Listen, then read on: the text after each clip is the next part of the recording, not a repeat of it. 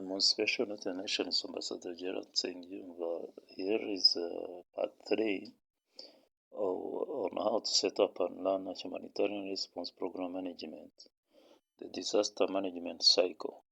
Emergency management is the organization and management of the resources and responsibilities of dealing with all humanitarian aspects of emergencies, preparedness, response mitigation, and recovery. The aim is to reduce the harmful effects of the hazards, including disasters. The framework aims to reduce vulnerabilities, prevent risks through action that tackles the underlying disasters and conflict risks drivers. The disaster management cycle illustrates the ongoing process to plan for and reduce the impact of disasters, react during and immediately following a disaster, and take steps to recover after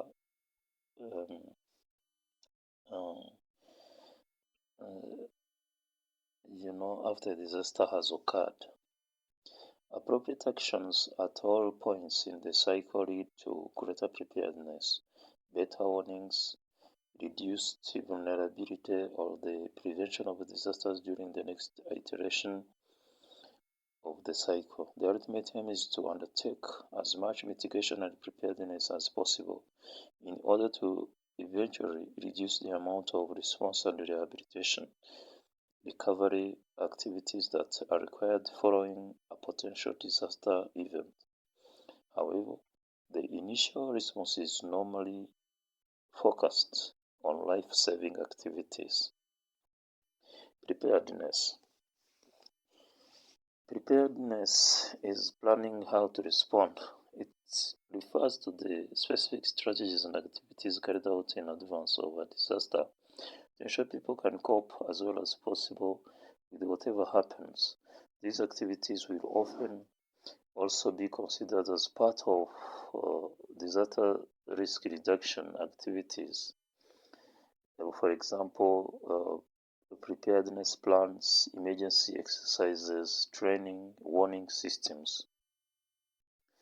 Then rehabilitation and recovery. It means returning the community to normal. It refers to helping individuals and communities get back to a point where they can live their lives as well as they could before the disaster struck, including building back infrastructure and services that people depend on for their daily lives. For example, temporary housing, grants, medical care, humanitarian aid workers may fund them. Serves engaging in some of the elements in the diagram simultaneously, especially if multiple disasters hit a country. For instance, many organizations in the response phase of assisting refugees in Bangladesh in May 2018 undertook preparedness activities in the run-up to the cyclone season. In South Sudan, many of the activities fell into the rehabilitation or mitigation phases, but if a spike in the conflict occurred in a certain area, activities would need to step up into a response phase. Note, in reality, most rapid onset emergencies have not preparedness put in place unless it is an area that experiences cyclical emergencies. For example, the war in Syria was unpredictable and preparedness was, of course, difficult. Mitigation. Mitigation means minimizing the effort of a disaster. It refers to the activities undertaken to reduce the risk of future